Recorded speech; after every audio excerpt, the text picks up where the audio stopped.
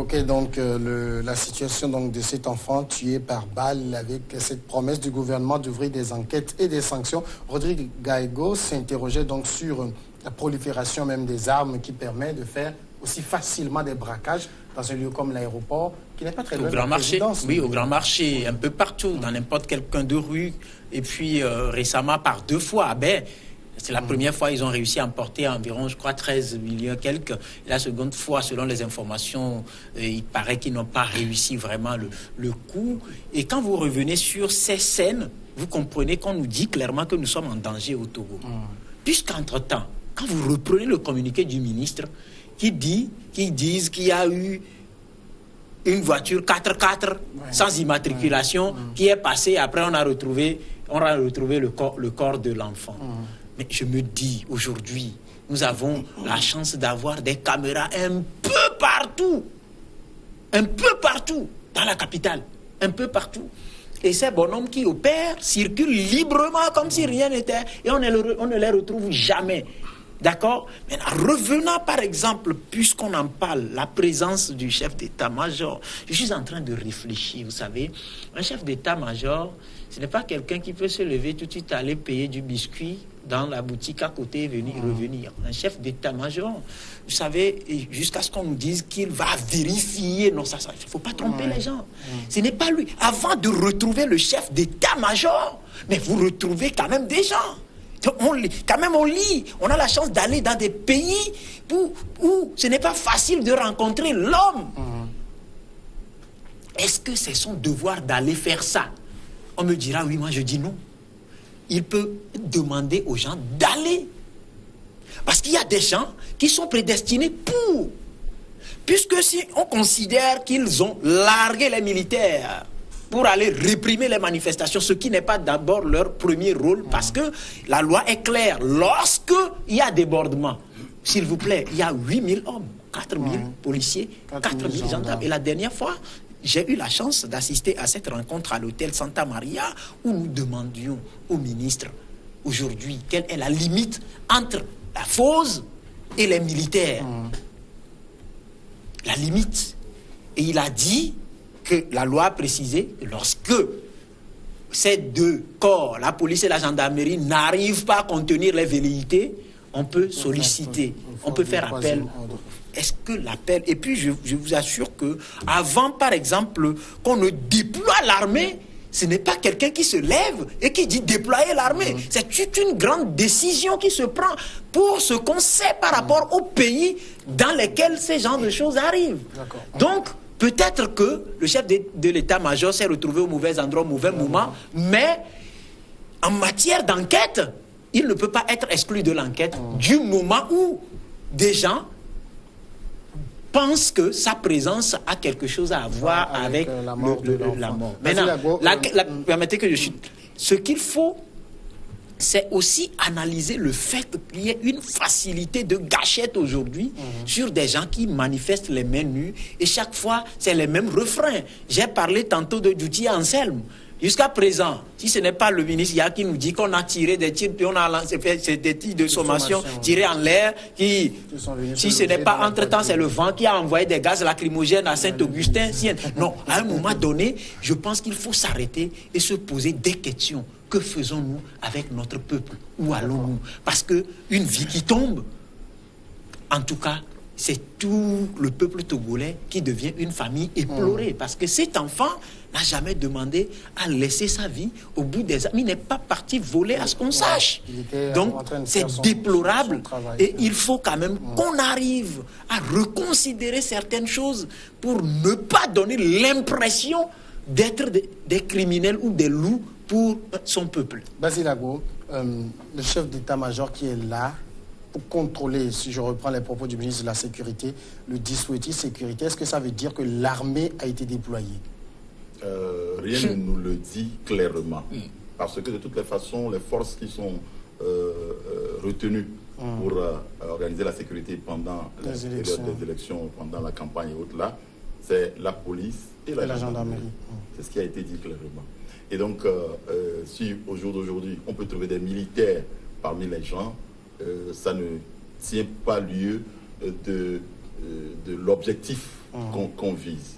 Et si vraiment on trouve des militaires parmi les personnes, il faudra que le ministère de la Défense explique les raisons pour lesquelles les militaires se trouveraient parmi les gens. Mais jusqu'au jour d'aujourd'hui, ce n'est pas clairement identifié que ce sont des militaires qui sont dans les rues en train de faire donc, le truc de l'ordre. Eh bien, maintenant que le chef d'état-major soit sorti pour vérifier le dispositif sécuritaire, vous savez, le chef d'état-major togolais est un homme de terrain. Et ceux qui le connaissent savent que c'est quelqu'un qui n'est pas trop dans les bureaux. Il fait trop le terrain. Et donc, c'est peut-être... Maintenant, il faut qu'il aille sur les terrains qui le concernent. Hein. C'est pas parce qu'il est un homme de terrain. Vous savez, on parle de sécurité, là, on ne parle pas de défense. Peut-être que les manifestations un peu trop mouvementées se passent un peu à côté de l'état-major. Donc, ça l'a poussé peut-être à aller voir si vraiment les dispositifs sécuritaires sont en place. Je crois que c'est un peu ça que voulait expliquer le ministre de la Sécurité. C'est pas son devoir. Le ministre de la Sécurité, je rappelle, c'est un gendarme. Il est général de son État. Si le chef d'état-major vient, c'est pour dire quoi? Le ministre ne connaît pas son travail. Non, je ne crois pas que c'est ça. Je disais tout à l'heure que c'est un homme de terrain et qui a toujours ce comportement-là de ne pas vouloir écouter que ça se passe, mais de vérifier lui-même. Peut-être que c'est ce talent-là qui l'a poussé à être à ce lieu-là. Et le plus basé, le ministre, la communication du ministre dit que le chef d'état-major était assis côté non-chauffeur.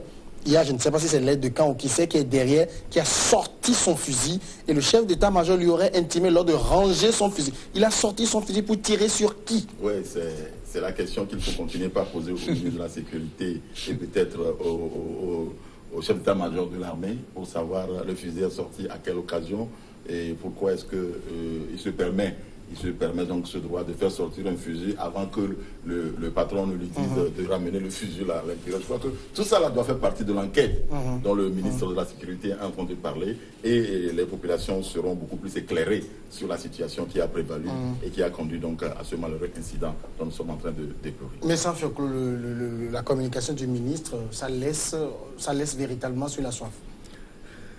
Oui, je ne peux pas dire que la communication du ministre laisse vraiment sur la soif parce que c'est un homme du terrain. Il n'a fait que relayer le compte rendu qu'on lui a fait. Et en tant qu'ancien commandant de la gendarmerie, en tant que ministre de la Sécurité, il a dit l'essentiel. Et quand il a ajouté que les enquêtes sont en cours et que dans les jours les enquêtes sont ouvertes et que dans les jours à venir on donnera les conclusions, nous allons attendre cette conclusion pour mieux conclure. Ça veut dire quoi? De toute façon, dans une semaine, dans 2 semaines, on n'en parlera plus. Les conclusions ne viendront jamais et puis un autre cas se reproduira. On est en droit de s'interroger. Quand on nous dit que quelqu'un sort un fusil et que son patron lui dit de ranger, on est dans une manifestation. On n'a pas des preuves qu'il y a quelqu'un qui portait des armes. On n'a pas des preuves qu'il y a une menace directe sur le véhicule du chef d'état-major. Et on sort un fusil en pleine ville. Oui, quand le ministre a fait son communiqué, il a bien décrit la scène. Mais au bout de sa description, il a été bien dit qu'il n'a pas tiré. Oui. C'est un fait. Si on a dit si le ministre avait dit dans son communiqué qu'on a sorti un fusil et on a tiré, et l'enfant est tombé raide mort, là, l'accusation est inévitable. Mais dans le cas d'espèce, il a sorti le fusil, il a rangé, il n'a pas tiré. Ce qui veut dire que ça permet encore une ouverture. Alors, mais moi, je ne sais pas, il a sorti le fusil parce que quoi? Parce qu'il avait, le ministre ne l'a pas dit, mais parce qu'il avait vu une menace, il a vu quoi et il sort un fusil. On parle d'un fusil, là, on ne parle pas d'une fronde, là, on parle d'un fusil, quelque chose qui donne la mort. Oui, c'est pourquoi je dis, je m'en tiens à ce que le ministre a dit dans son communiqué. Et c'est la conclusion de l'enquête qui va mieux nous situer. Il est général de son rang, il maîtrise son métier, ce n'est pas nous qui allons lui apprendre ce qu'il doit faire. Donc moi, tel que je connais un peu la manière dont ça se présente, moi je m'en remets à sa déclaration. Rodrigue. Non, mais ce qui est impressionnant dans la façon dont le général Yaka décrit la scène, c'est que ça coïncide avec ces vidéos-là qui passent, puisque là où ça ne tient pas compte dans sa déclaration, c'est qu'il n'a pas tiré. Mais dans sa description, il a parfaitement décrit. Maintenant, que ce soit lui ou pas, que ce soit l'aide de camp ou pas, mais vous posez la bonne question. Quelle est cette menace qui appelle à sortir une arme et que tout de suite la menace soit écartée, que le chef intime l'ordre à la personne qui a sorti l'arme de ranger l'arme. Et le ministre Yak va plus loin pour dire le véhicule a fait demi-tour. Ça voudra dire qu'il n'y a pas de menace. C'est-à-dire, il n'y a pas... Sinon, on aurait pu peut-être dire qu'entre-temps, les gens ont envahi le truc et tout. Mais entre nous au Togo, qu'est-ce qui peut amener les gens à ne pas envahir un véhicule à bord duquel il y a, par exemple, des militaires? C'est la grande question. Non, c'est la grande question, puisque nous sommes en train de scruter, d'analyser ce qui s'est passé. C'est un peu scandaleux parce que pour moi, lorsque vous savez que la situation qui prévaut par rapport à votre présence à côté de cette scène, ça peut prêter à confusion, vous n'y allez pas. Vous n'y allez pas. Mais si l'information arrive au niveau du chef de l'état-major, c'est de son droit d'appeler le ministre pour lui dire « on vient de me signaler que ». Et je l'ai dit tantôt, on ne peut pas nous dire tout de suite qu'on a déployé des militaires. Mais dans la déclaration, vous analysez la déclaration de bout en bout du ministre, vous comprenez qu'il y a eu déploiement parce qu'il dit il est allé pour vérifier si ces agents étaient en train de faire. Est-ce qu'on se comprend là? C'est-à-dire, c'est en cela je dis, il faut qu'on fasse extrêmement attention lorsqu'on veut, par exemple, soit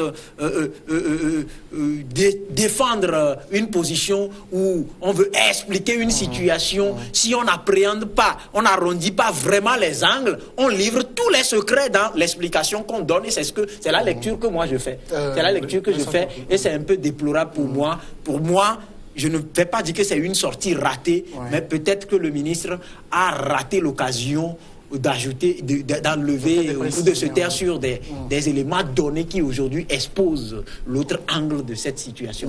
Si vraiment les Scott avaient tiré, tel que je connais la fougue des gens qui sont dans ce milieu-là, il y aurait un rassemblement et les gens auraient même empêché le véhicule de se dégager de cet endroit. Ils peuvent fuir aussi. Ils peuvent fuir aussi. On a les deux cas. Mais dans le cas d'espèce, il n'y a pas eu ce rassemblement et il y a eu le dégagement du véhicule tel que le ministre l'a dit. Ce qui veut dire que le doute subsiste toujours sur celui qui a tiré, vraiment celui qui a tiré l'enfant. Ça craint quand même que ce soit l'armée ou un individu lambda, ça craint qu'on ait des gens qui puissent tirer comme ça dans une manifestation. Oui, c'est ça qui est malheureux. Moi, je t'ai posé la question de savoir à qui profite le crime. Oui. Parce que, au jour d'aujourd'hui, tout individu qui meurt pendant les manifestations, eh bien, on imputera ça irrémédiablement au pouvoir. Et donc, le pouvoir n'a aucun intérêt à tirer sur les manifestants et pour qu'on recrute des morts.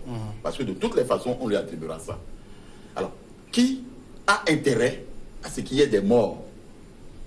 Pour une interrogation, parce que là, je le disais tout à l'heure, que lorsque on interdit une manifestation et qu'on permet de forcer, c'est-à-dire que de braver l'interdit, qu'est-ce qu'on vise en bravant?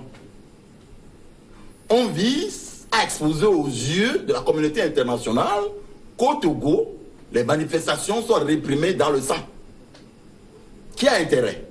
C'est ceux qui ont bravé l'interdit, qui ont intérêt à ce qu'on présente aux yeux de la communauté internationale contre au Togo. Ce n'est pas le pouvoir. Et donc, il faut chercher, il faut continuer par chercher, parce que c'est très facile de dire que le pouvoir a tiré sur les gens. C'est probable également que les tirs peuvent venir d'autres endroits pour imputer au pouvoir togolais. Donc, il faut faire très attention pour ne pas aller trop vite en besogne et dire tout qu'on perd, c'est le pouvoir. Le pouvoir n'a aucun intérêt, je le répète, à tirer sur la population parce qu'on lui imputera les crimes. Et donc, il faut qu'on continue par se poser la question et que les enquêtes puissent continuer pour qu'on prouve qui a tiré, parce que qui a intérêt à ce que les gens meurent. Oui, nous devons remarquer aussi que depuis plusieurs années, à chaque fois qu'il y a marche et que le pouvoir public interdit cette marche-là, il y a violence, mort d'hommes et casse. Mais quand l'autorisation pour la marche est accordée, il n'y a pas ce genre de problème. Mais ce que Basile vient de dire, il faut prendre ça au sérieux. Entre-temps, il y a eu des fusils qui sont perdus. Et pour faire des marches, l'autorité dit non. Il faut retrouver les armes d'abord. Parce que ce pourrait qu'on tire sur la population civile et qu'on impute ça au gouvernement. Bon, le cas du samedi dernier est un cas d'école où il est nécessaire de faire les enquêtes pour révéler à l'opinion nationale et internationale que ce qui est arrivé n'est pas anodin et n'est même pas prémédité, que c'est un incident. Il est nécessaire qu'on le fasse. Non, mais vous savez, j'ai suivi mon aîné Basile tout à l'heure et ça m'a fait un peu sourire, ça m'a fait à la fois tiquer parce que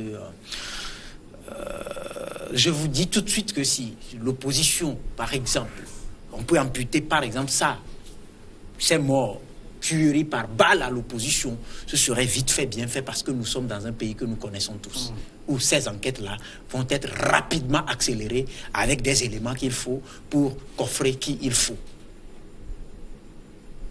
On ne peut pas se tromper là-dessus. Mais quand nous sommes dans un contexte où, tel que je vous le dis, l'enfant Zoumeke Jojo, est-ce que vous savez qu'il y a eu toutes les difficultés possibles pour clarifier cette affaire avant l'enterrement de l'enfant?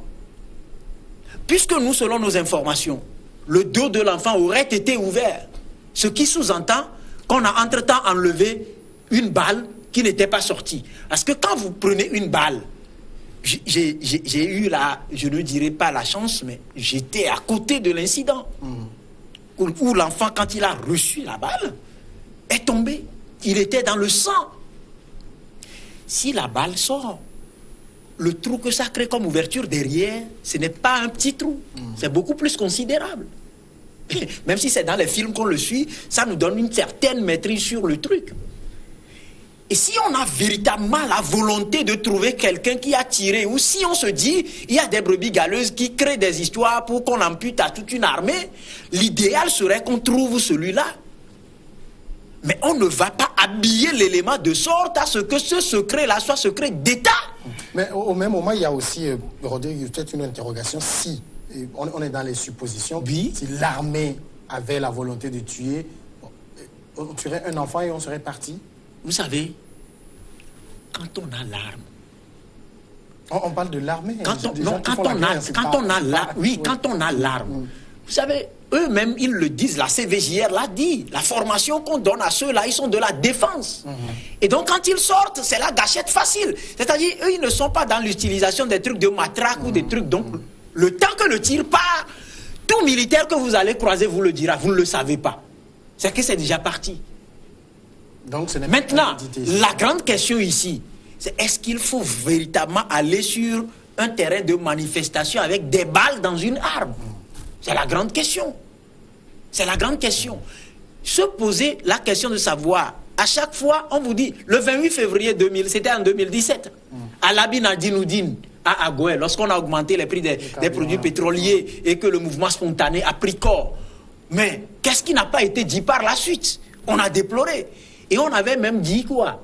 Une enquête avait été ouverte, puisqu'on estimait avoir la balle. L'autre blessé que j'ai eu la chance de rencontrer au CHU Tocoin où il a été soigné, on a dû extraire la balle. Est-ce que vous avez... Mais après, on nous a dit qu'il y a des trucs qu'on ne peut pas dire parce qu'on arrive à prendre les gens et l'armée a sa façon de punir les gens et donc c'est secret d'État. Donc, posons le problème véritablement et cherchons à comprendre qu'est-ce qui amène les gens à avoir la gâchette facile sur l'homme qui n'est pas un animal.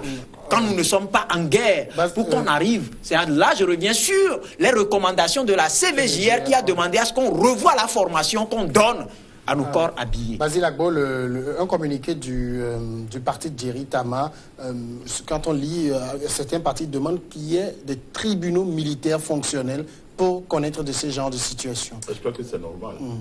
Et si tant est que nous voulons que la société togolaise commence par être mieux protégée par rapport à toute l'insécurité que nous drainons, je crois qu'il est important qu'on ait de ces tribunaux-là pour essayer un peu d'approfondir ces genres d'enquêtes-là et de trouver également les auteurs de ces situations déplorables que nous sommes en train de dire. Je crois que c'est une bonne mesure que le parti est en train d'introduire, et pourvu que également ça attire l'oreille des décideurs pour qu'on puisse vraiment y arriver. Je crois que c'est une bonne chose. Vous savez, Iri Tama, c'est un militaire. Et donc, il sait de quoi il est en train de parler parce qu'il s'y connaît dans ces genres de choses. Il sait qu'un tribunal militaire fera beaucoup plus l'affaire que nos tribunaux ici simples, etc.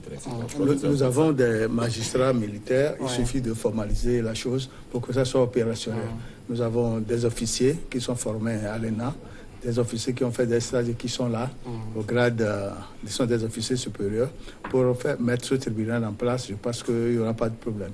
Alors maintenant, tout ceci se passe, le climat est assez tendu, mais la CEDEAO est murée dans un silence. Est-ce qu'elle ne doit pas clarifier sa position? Dans la crise togolaise? Oui, dans la situation actuelle du moins. Vous savez, la CEDEAO est un regroupement de pays où il y a une conférence de chefs d'État. Le Togo, la situation actuelle ne plaît à personne. Mais vous savez, ces chefs d'État aussi ont une opposition dans leurs pays respectifs. S'ils mettent le paquet pour la C14, les leurs vont faire quoi? Ils vont demander de faire ce que vous avez fait au Togo. Ce qui veut dire que la situation actuelle au Togo est en train de diviser même la conférence des chefs d'État. Puisque chacun veut jouer sa partie, il y aura des pro-forts, des pro-coalitions. Mais ils doivent faire nécessairement attention. S'ils mettent le bâton pour dire qu'il faut faire ceci, il faut faire ceci, donc ils n'ont qu'à faire la même chose à leur opposition. Parce que tous ont été opposants avant de devenir chef d'État. Et il faut vraiment faire attention, mais la situation ne va pas demeurer comme nous l'avons aujourd'hui. Ce qui est sûr, il ne faut pas bloquer le pays. Malgré la crise, les institutions sont en fonction. Le gouvernement fait ce qu'il doit faire et il projette de faire les élections. La campagne a commencé, les élections auront le 20. C'est pour vous dire tout simplement que la continuité de l'État y est. Et Rodrigue, est-ce que la CEDEAO doit clarifier sa position?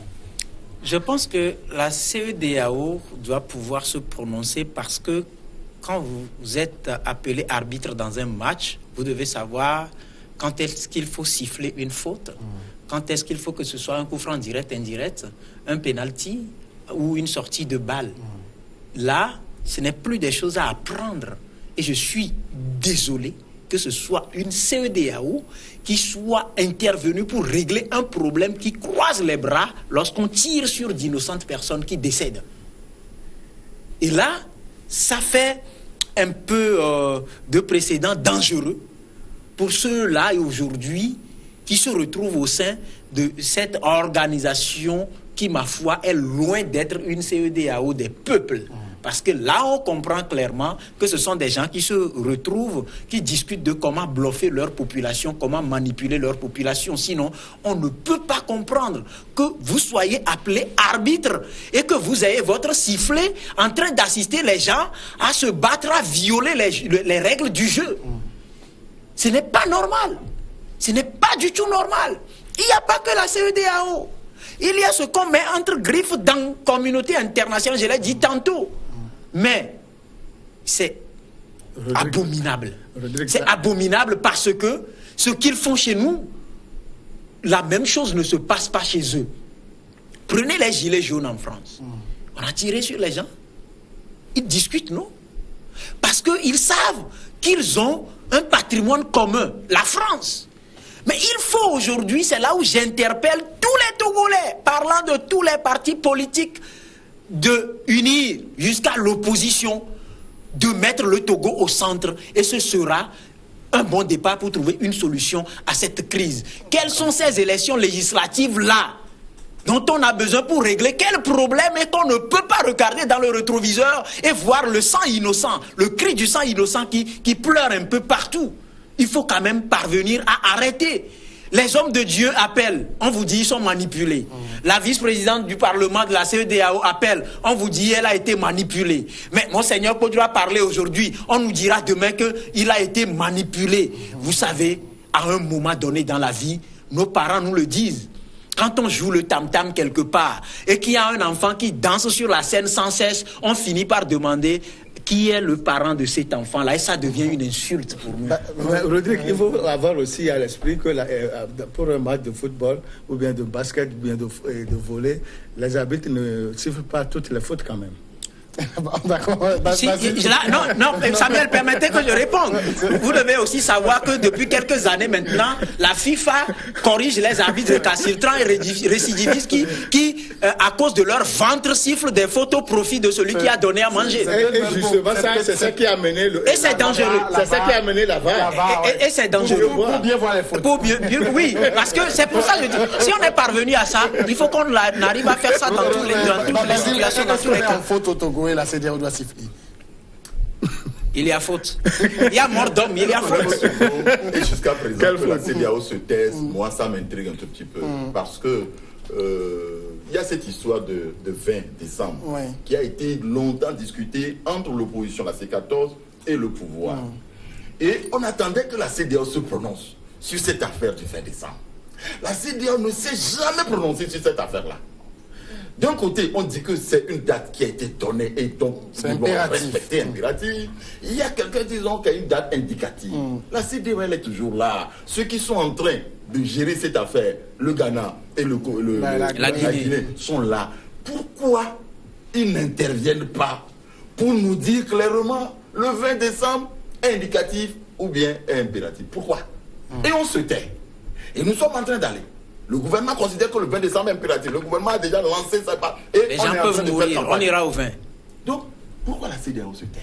Est-ce que la CEDEAO se révèle d'abord incapable de continuer par gérer le problème togolais? Auquel cas, je dirais là, nous sommes, il faut qu'on crie, nous sommes foutus.